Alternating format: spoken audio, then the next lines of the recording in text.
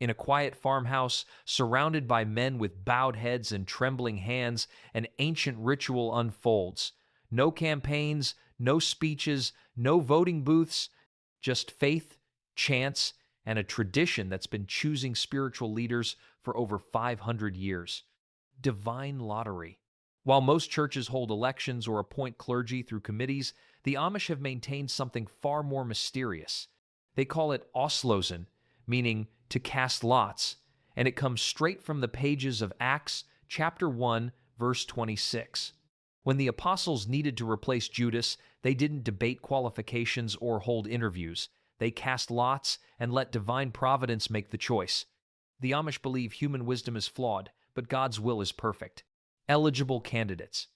Not every man in an Amish community can become a preacher. The requirements are strict and non-negotiable. He must be married, baptized, and demonstrate exemplary Christian character for years before his name even enters consideration. Most candidates are between 30 and 50 years old enough to have proven their commitment, but young enough to serve for decades. The community watches these men carefully. Their work ethic, family relationships, and spiritual maturity are all scrutinized. When nomination time arrives, church members can suggest names, but only those who truly embody Amish values make it to the final selection pool. Community preparation rituals. The weeks leading up to a preacher selection transform the entire community. Families fast together, pray more intensely, and discuss the weighty decision in hushed conversations around dinner tables. Children sense the gravity even if they don't fully understand it. Wives of potential candidates often struggle with anxiety, knowing their husband's selection would fundamentally change their family's role in the community. Church elders visit each household, listening to concerns and offering guidance. The community understands they're not just choosing a preacher, but selecting someone who will counsel marriages, discipline wayward members, and represent their spiritual values for the rest of his life. Some families quietly hope their husband or father won't be chosen, knowing the burden it brings. Others feel honored that their loved one is even considered worthy. Prayer meetings increase in frequency and intensity during this period. The community believes they must prepare their hearts to accept God's choice, even if it surprises or disappoints them. Stories are shared of past selections that seemed unlikely but proved divinely inspired. This spiritual preparation creates a unique atmosphere of anticipation mixed with submission to divine will.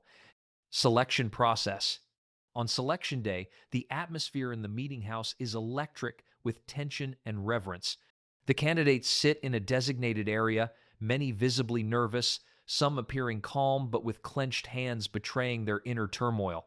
Their wives often sit nearby, offering silent support while battling their own emotions. The selection tools vary between communities but follow similar principles. Some use hymnals with hidden papers inside, others prefer identical books or wooden tokens. The key is that each item looks exactly the same from the outside. One contains a Bible verse, often Proverbs 16:33, which reads, "The lot is cast into the lap, but its every decision is from the Lord." The others remain empty. Each candidate approaches the table where the selection items are arranged. They must choose one without any indication of its contents. The room falls completely silent except for the sound of footsteps and perhaps a quiet sob from a nervous wife. Once every man has selected his item, they return to their seats, still not knowing the results. The moment of revelation comes when each candidate opens his selection. Most find nothing inside and experience a mixture of relief and perhaps slight disappointment. But one man discovers the marked paper or Bible verse. His face might go pale, his hands might shake, but in that instant, his life changes forever. The community often responds with a collective intake of breath, followed by whispered prayers and sometimes quiet weeping from family members. Historical origins. This selection method didn't develop in peaceful times. During the 16th century, Anabaptists faced severe persecution across Europe. Choosing leaders through human processes meant political considerations could influence decisions, potentially putting communities at risk. Religious authorities often targeted spiritual leaders first during persecution. So Anabaptist communities needed a selection method that removed human politics entirely. The lot system provided perfect protection against corruption or coercion. No one could bribe, threaten, or manipulate the outcome. Even the candidates themselves had no way to campaign or politic for the position. This created spiritual leaders who truly relied on divine calling rather than personal ambition. When Amish communities migrated to America, they brought this tradition with them. Different settlements adapted the practice slightly, but the core principle remained unchanged. Some used books, others used papers or tokens. The Pennsylvania Dutch communities developed particular rituals, while Midwest settlements created their own variations. However, every community maintained the fundamental belief that God, not humans, should choose spiritual leaders. Historical records show this method has been used continuously for over 400 years in Amish communities. Even during times when other Anabaptist groups adopted democratic selection processes, the Amish held firm to their lot system. They viewed it as a safeguard against the pride and political maneuvering that could corrupt spiritual leadership. Chosen one's transformation. The man who finds the lot faces an immediate and complete life transformation. Within minutes of the selection, community members begin approaching him differently. Children who once played freely around him now show more formal respect. Neighbors who used to chat casually about farming techniques now seek his counsel on spiritual matters. His wife experiences perhaps an even more dramatic change. She becomes the preacher's wife, expected to model Christian behavior for other women in the community. Her clothing choices, parenting decisions, and social interactions all fall under increased scrutiny. Some women thrive in this role, while others struggle with the pressure and loss of privacy. The newly selected preacher receives no formal installation ceremony. There are no congratulations, no celebration dinners, no gifts marking his new position. Instead, the community views it as a burden he must bear for their spiritual welfare. He's expected to begin preaching within weeks, despite having no theological training or preparation time. His farming or business responsibilities don't disappear.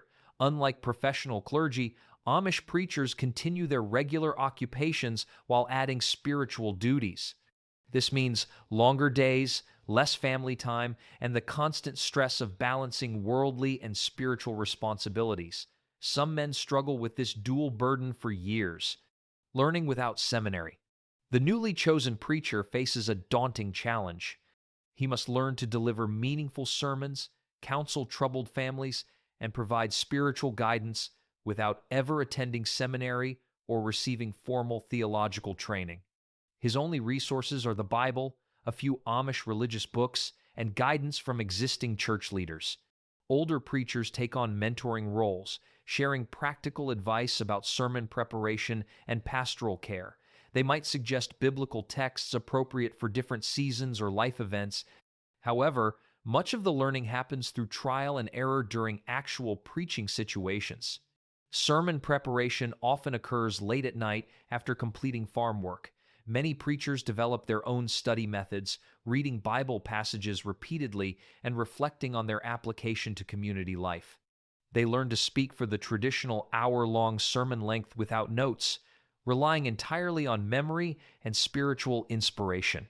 The learning curve is steep and sometimes painful. Early sermons might be halting or unclear. Community members generally show patience, understanding that their preacher is learning his role. However, the pressure to improve quickly is intense, knowing that families depend on his spiritual guidance during difficult times. Modern variations. Different Amish communities have developed unique variations of the lot system while maintaining its essential character. Old Order communities tend to use the most traditional methods, often employing hymnals or prayer books with hidden papers. New Order groups might use slightly modified approaches, but never abandon the core principle of random selection. Some settlements use numbered papers in identical containers. Others prefer biblical books with specific verses marked inside only one. The Wisconsin communities often use wooden tokens, while Pennsylvania groups favor the traditional hymnal method. These variations reflect local traditions passed down through specific family lines and settlement histories. Technology has not influenced this process at all. Even progressive Amish communities that allow some modern conveniences in their businesses maintain completely traditional selection methods. There are no computer programs, no random number generators, no modern tools involved. The community believes that introducing technology would compromise the spiritual nature of the selection.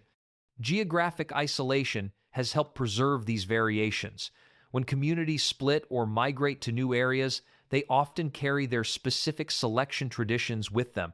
This has created a fascinating diversity of methods across different settlements, while the underlying spiritual principles remain constant. When selection goes wrong, sometimes the lot system produces results that surprise or concern the community.